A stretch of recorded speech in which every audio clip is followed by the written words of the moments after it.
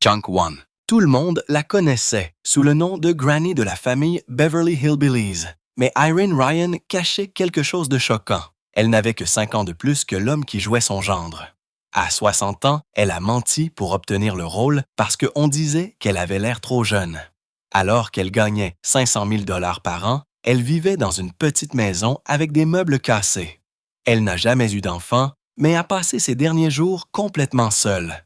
La femme qui a fait rire des millions de personnes est morte oubliée, et ce qui est arrivé à sa maison après sa mort vous brisera le cœur.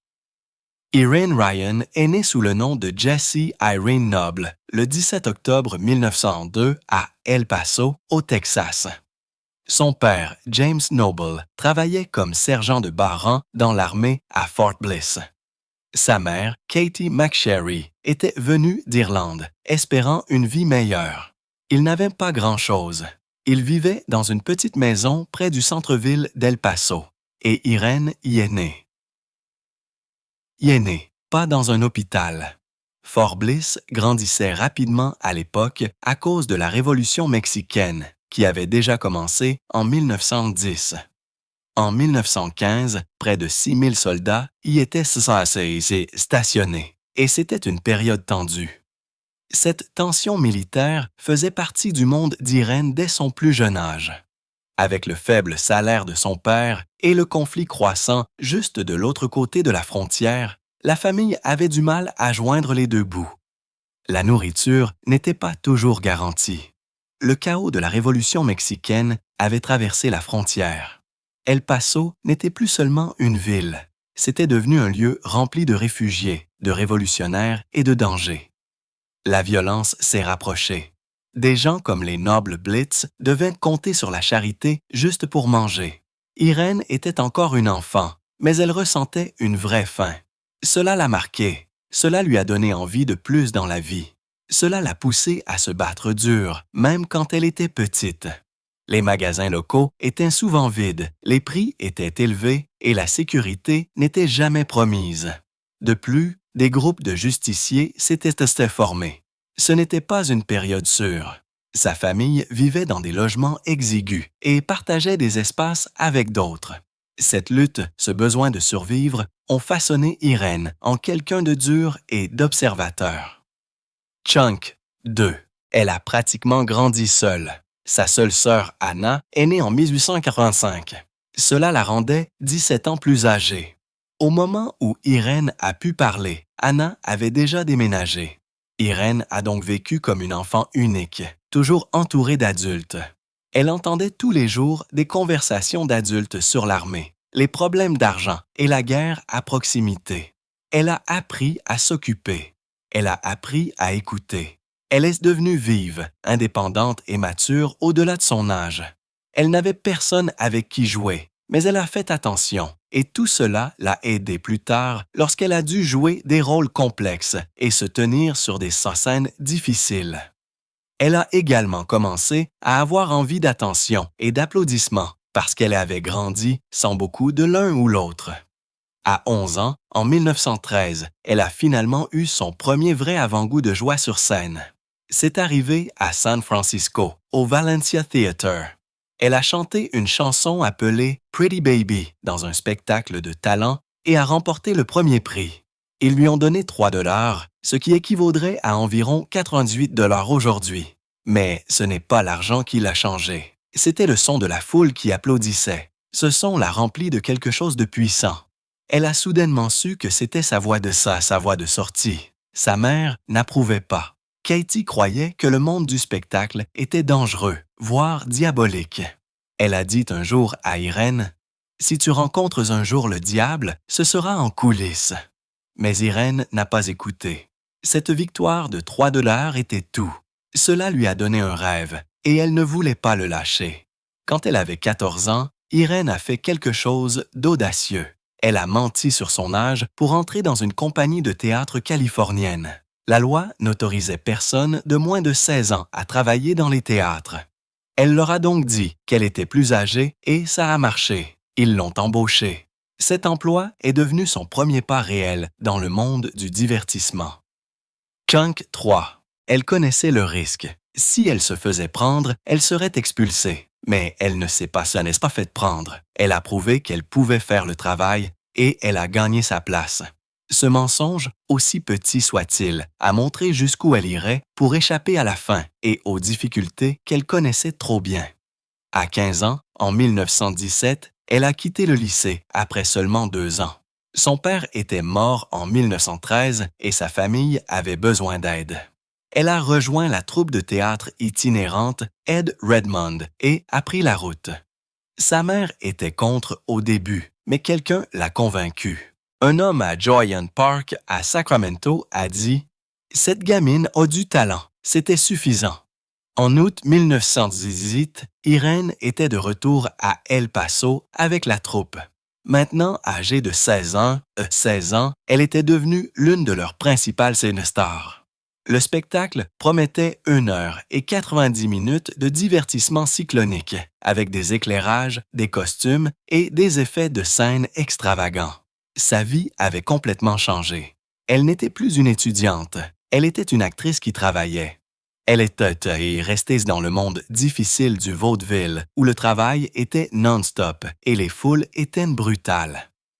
À San Francisco, elle jouait des personnages idiots avec une pointe d'esprit. Elle chantait des chansons comme « I'm old enough for a little loving, it's sweet Babette ». Son chant faisait rire et applaudir les gens, mais la pression était forte. Au même Valencia Theatre, où elle avait autrefois gagné 3 $, les artistes qui échouaient étaient retirés de la scène avec des crochets. La foule jetait des œufs et des tomates sur les numéros qu'elle n'aimait pas. C'était couler ou nager.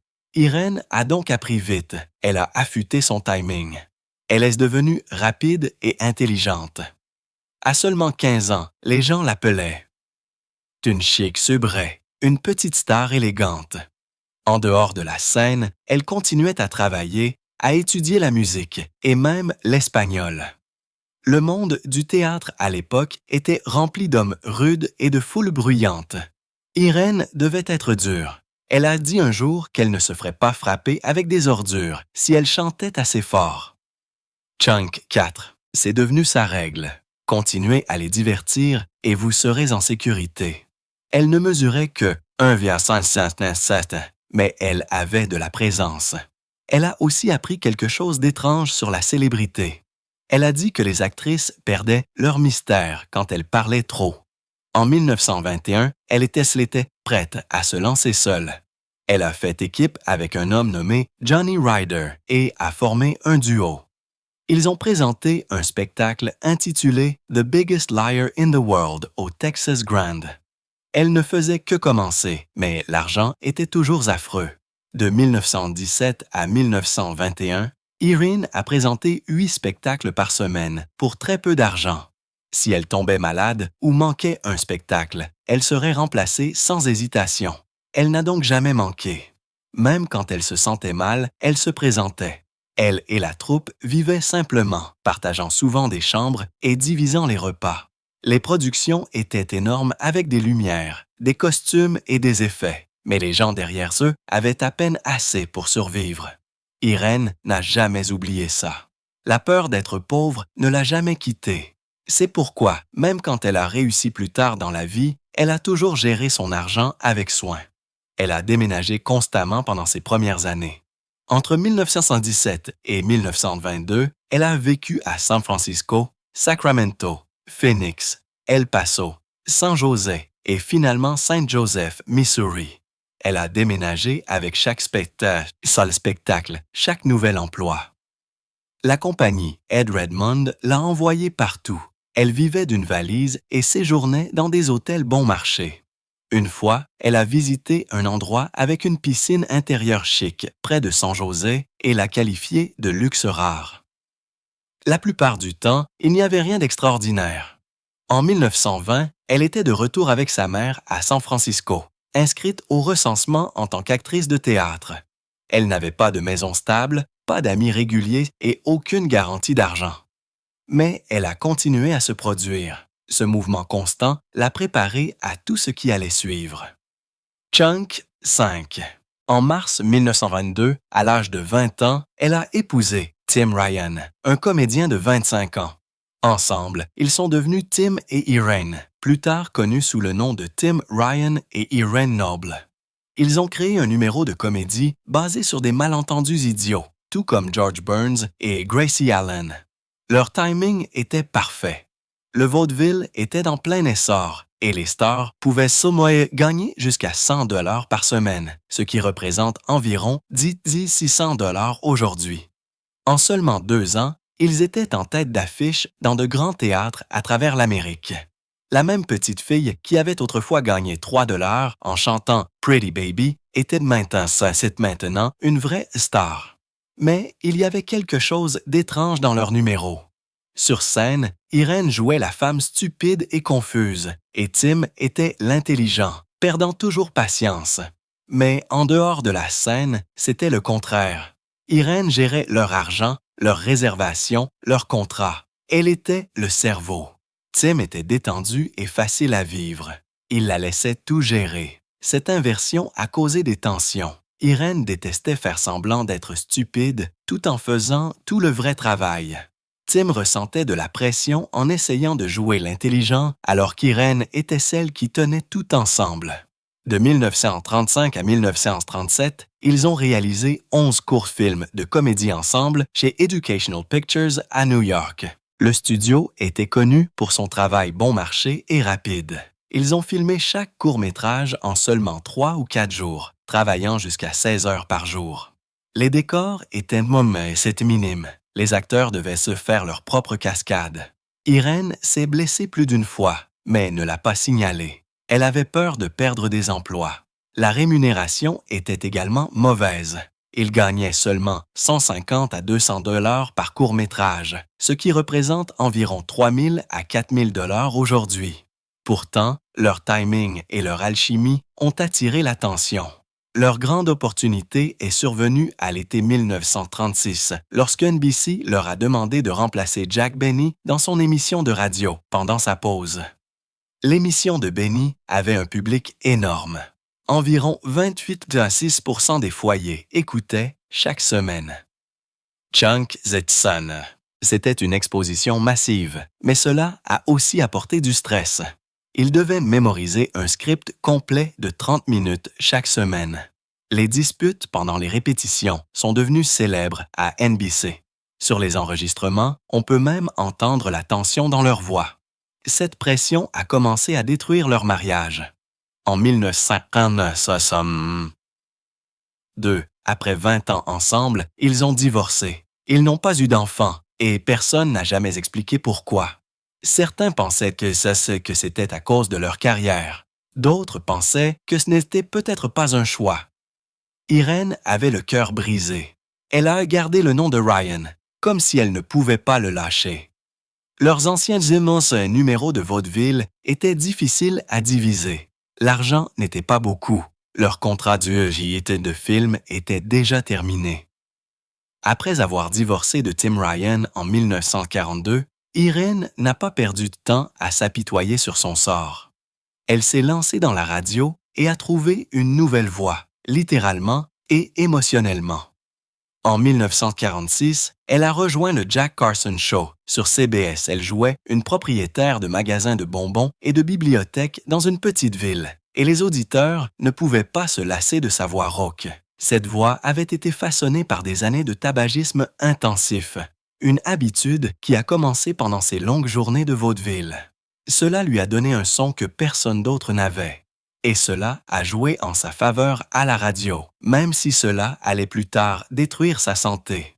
À cette époque, elle gagnait 500 $ par semaine, ce qui était énorme, surtout pour quelqu'un de récemment divorcé et essayant de rester à flot seul. Mais les films étaient une autre histoire. De 1935 à 1952, Irene est apparue dans 36 films. La plupart étaient des rôles mineurs. Plusieurs fois, elle n'était même pas créditée. Dans le film de John Renoir en 1947, La femme sur la plage, elle a joué Madame Werneka, mais presque personne ne l'a remarqué. Dans Bonzo Goes to College en 1952, elle a joué Nancy. Dans Le journal d'une femme de chambre en 1946, elle était Louise. Ces films ne l'ont pas rendue riche. Chunk 7. La plupart des rôles ne payaient que 200 ou 300 dollars. Et même avec beaucoup de temps d'écran, elle n'obtenait souvent pas son nom dans les crédits. Il n'y avait pas de redevance, pas de reconnaissance à long terme. Les directeurs de casting la voyaient comme la voisine nerveuse ou l'amie difficile. C'est tout ce qu'ils croyaient qu'elle pouvait faire. Son expérience dans le vaudeville a fait supposer aux gens qu'elle n'était pas assez sérieuse pour le théâtre. Sa vie personnelle n'apportait pas beaucoup de confort non plus. En mars 1946, elle a épousé Harold E. Knox, un producteur de films qui n'était pas impliqué dans le jeu d'acteur. Ils étaient sortis ensemble pendant seulement 2 mois avant le mariage. C'était rapide et émotionnel, peut-être trop rapide. Le mariage a duré 15 ans, se terminant en 1961. Mais ils n'ont pas eu d'enfants, pas de collaboration, pas d'étincelles créatives. Ils n'aimaient pas le monde dans lequel elle travaillait. Ils n'aimaient pas les soirées tardives ou les gens avec qui elle passait du temps. Et elle se sentait de plus en plus seule. À partir du début des années 1950, Hollywood a commencé à fermer ses portes aux femmes de son âge. Elle avait la fin de la quarantaine et les offres se sont taries. À 49 ans, on lui a dit qu'elle était trop vieille pour les rôles principaux, alors que les hommes de son âge jouaient encore des rôles romantiques. Cela a fait mal. Dans Bonzo Goes to College, elle n'a gagné que 750 dollars pour 2 semaines de travail. Elle a commencé à accepter des rôles de plus en plus petits, même lorsque son talent méritait plus. Les gens disaient qu'elle était trop vieille, mais la vérité était qu'elle était trop bonne pour les miettes qu'on lui donnait. Même à la radio, où elle avait plus de liberté, elle était enfermée. Les producteurs voulaient toujours qu'elle joue la vieille dame amusante.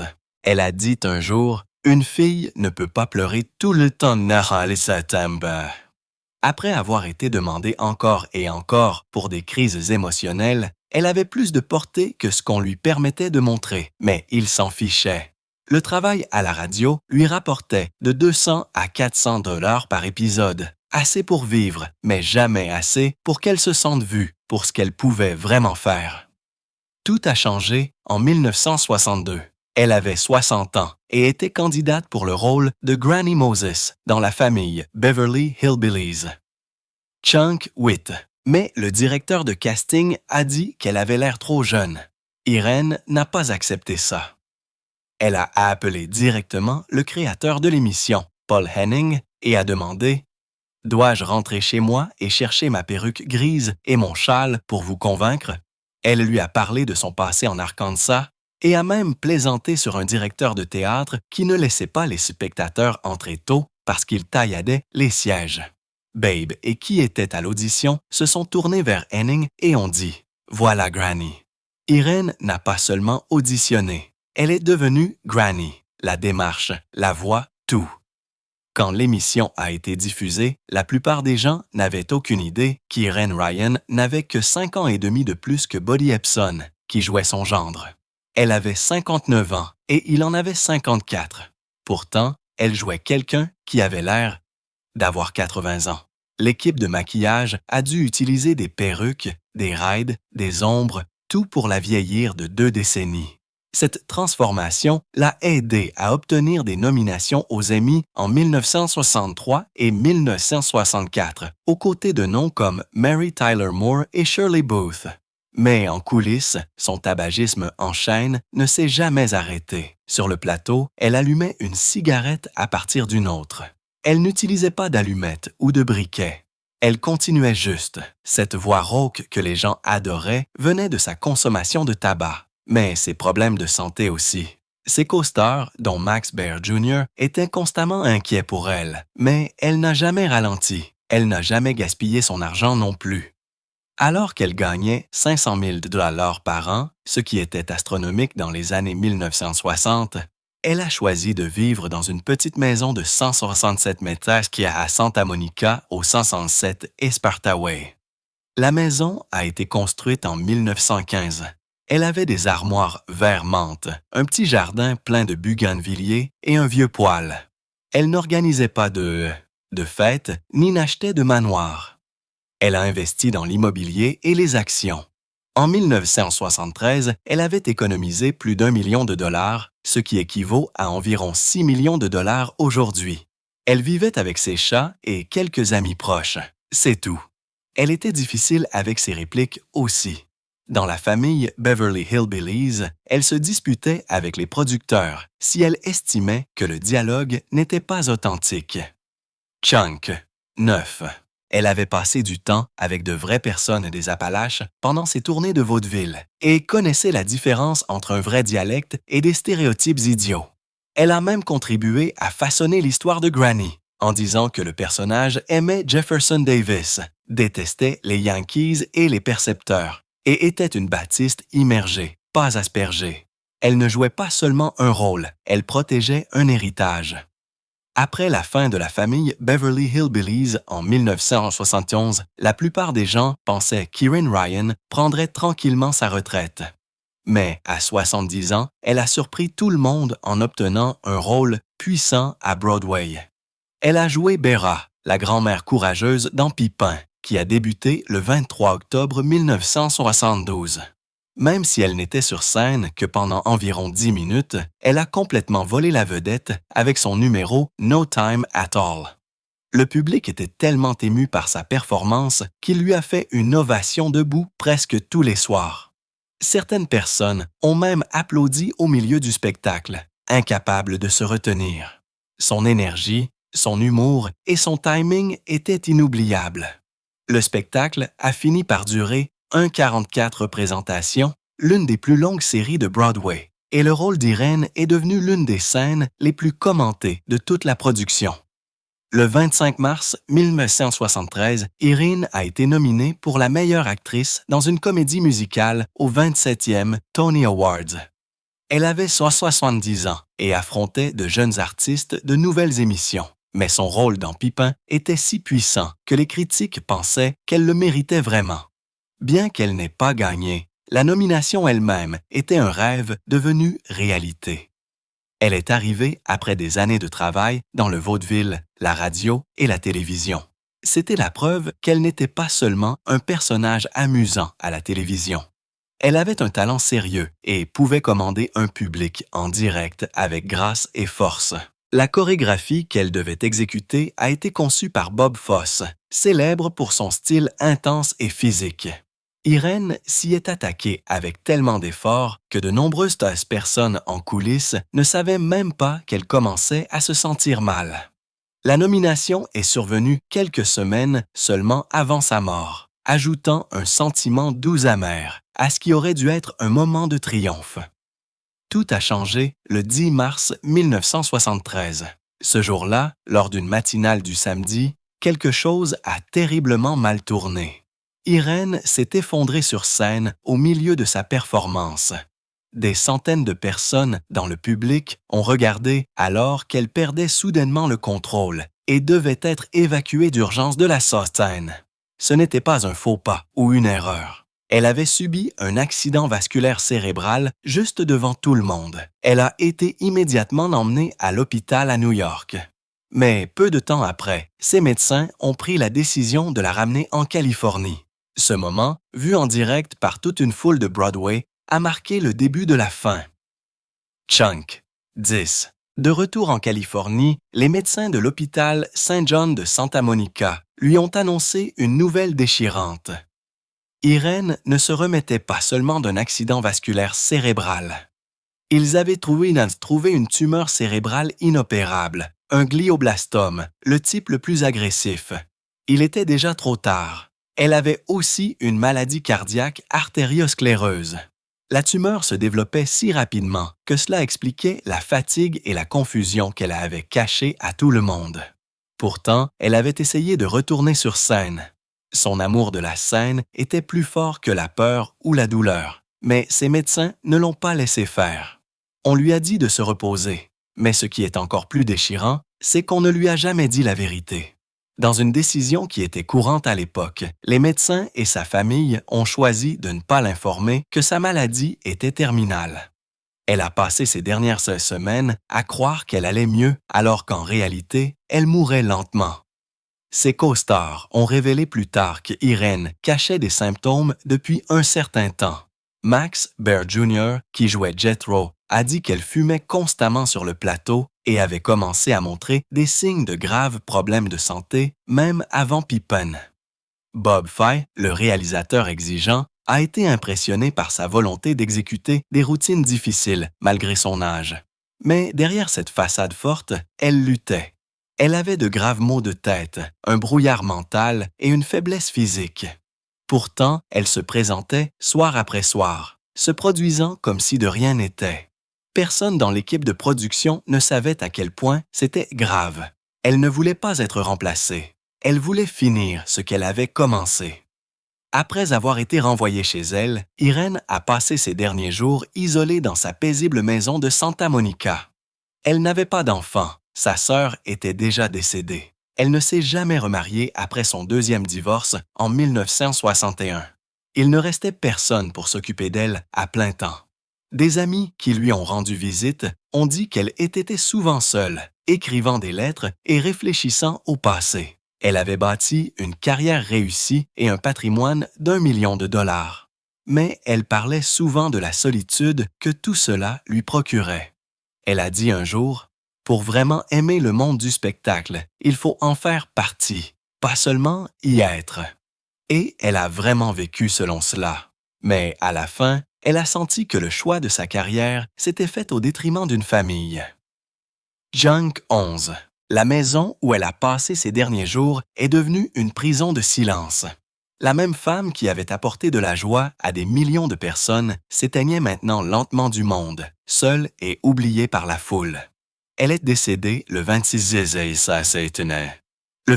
avril 1973, seulement 47 jours après son accident vasculaire cérébral sur scène. Elle avait 70 ans. Sa mort n'a pas fait les grands titres. La femme qui avait autrefois fait rugir de rire le public est décédée tranquillement.